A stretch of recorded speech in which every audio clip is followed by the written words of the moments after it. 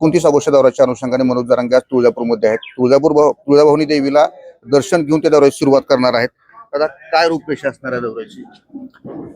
सरकारनं जो जाणून बुजून अन्याय चाललाय बावनकुळ्याच्या माध्यमातून फडणवीसांनी, त्यावर फडणवीसांनी बोललं पाहिजे आधी की खरंच ह्या बावनकुळ्यांनी पत्र दिलंय का? बावनकुळ्यामुळं फडणवीस बदनाम व्हायला लागले का? आणि जर ह्या बावनकुळ्यांनी पत्र दिलंय तर ती चूक सुधारायला पाहिजे. आणि व्हॅलिटी दिलेला असून सुद्धा एकनाथ शिंदे साहेबांनी सुद्धा सांगितलं पाहिजे ते शिरसाट यांनी काही केलंय का? केलंय ना तर ते चूक सुधारायला पाहिजे. व्हॅलिटी दिलेल्या आहेत. शिंदेचं म्हणणं तुमचा गैरसमज होतोय. तुम्ही येतो उपमुख्यमंत्री, मला लय बोलायला लावू नका. त्या संविधानाच्या पदावर बसल्याच्या नंतर तुम्हाला एवढं तरी कळत असेल की व्हॅलिटी चुलत भावाला दिली आणि चुलत बहिणीची रद्द केली. एवढं जर तुम्हाला कळत असलं तर तुम्ही त्या पदाचे लायक सगळे फडणवीसांपासून. का करतायत मग? त्यांना माहित झालं की ह्या मनोज जरांगे पाटलांनी पक्का आरक्षण मागितलंय ना आता मात्र मराठ्यांचे लेकरं बाळ पोरपोरी खूप सुधारणार आहे. आता हे गैरवापर करायचा मंत्रिपदाचा आणि हे रद्द करायचे. मी सिद्ध करून दिले. मराठ्या हो, तुमच्यावर अन्याय व्हायला लागलाय, तुम्ही जागे व्हा. नसता पिढ्याना पिढ्या बरबाद होत्या आणि तुम्ही घरात बसू नका बरं का. मराठ्यांना सांगतो की वाटोळ करते, हातातोंड्याला आलेला घास ते रद्द करतील बोगस शब्दाखाली. बोगस नोंदी व्हॅलिटी झाल्यात. आता जर रद्द कसं काय लागले? 2 वर्षापूर्वी व्हॅलिटी झाल्या. 2 वर्षापूर्वी म्हणतो मी. आता हैदराबाद याची फक्त घोषणा केली, पण प्रमाणपत्र कुठले दिले त्याच्यामध्ये? यांच्या डोक्यात ना भाऊ हवा आहे. आमचं कुणीच काही करू शकत नाही. जे माज आहे ना, मला पहिला माज उतरायचा यांचा. यांनी शेतकऱ्याचं पुरं वाटोळ केलंय. कुंकुण रस्ते घालतात शेतकऱ्याच्या रानाईने. शक्तीपीठ महामार्ग कोणाच्या रानात? समृद्धी कुठून घातला?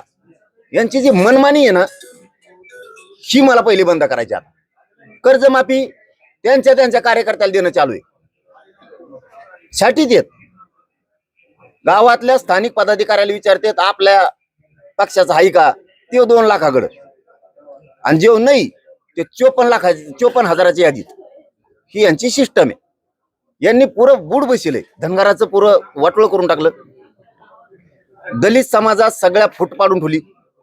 मुस्लिमाचं मराठ्याचं वाटोळ केलं. मायक्रो ओबीसीचं केलं.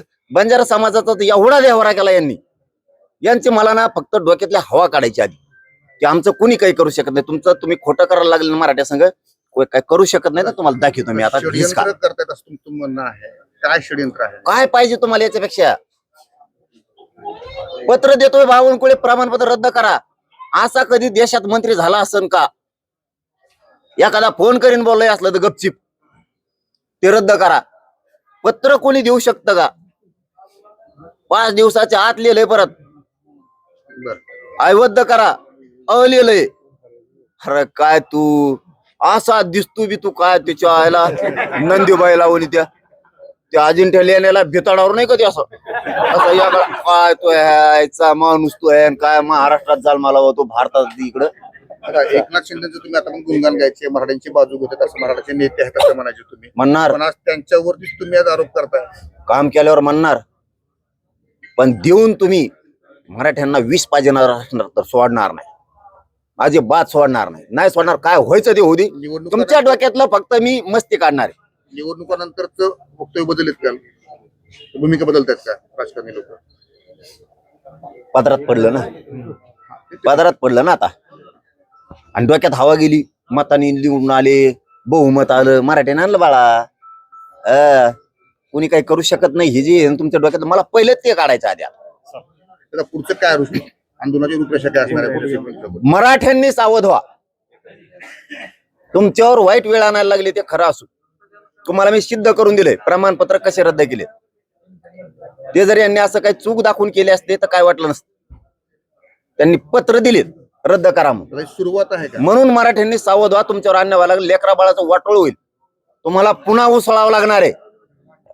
29 ऑगस्टला सरकारच्या डोक्यातली मस्ती काढणार. रद्द व्हायची ही प्रातिनिधिक सुरुवात सुरू केली का सरकारने? 58 लाख नोंदी कमी करायच्यात.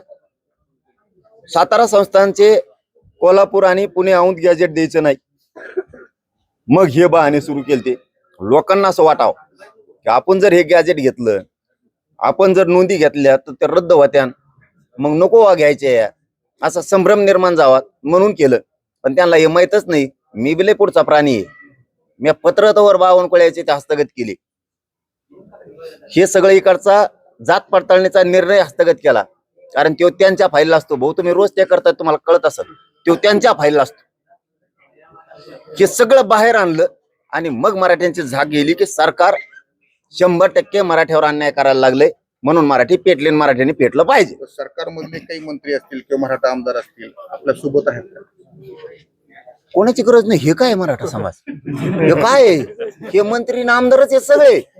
हे जर एकदा हे मंत्री जर त्या मंत्र्याच्या मागा लागले तर ते हुरळ लागले म्हणून. हुरळ कळत तुम्हाला नाही? त्याच्या याच्या पंचायत म्हणजे ते हुरळ लागल्यासारखं होईल. यांना गाडीत बसून सुद्धा पळता येणार नाही. चूक दुरुस्त करा, पळता येणार नाही. मी तुम्हाला काय विचारतो की निवडणुकीपूर्वी हेच आमदार हेच मंत्री तुमचे भेटीगाठी घ्यायचे, तुमचे आशीर्वाद घ्यायचे मतदानासाठी, मग हे आज तुमच्या सोबत आहेत का? आता मी मच्छी नाव असलाय त्यांचा फोन करू हे हुकलं नाही. मीडियाच्या टायमाला फक्त फोन आहे नाही. मग ज्यांच्याकडे फोन येतो का, मग यांच्या पोराकडे त्यांना आधी मध्ये मीडिया आहे का? कारण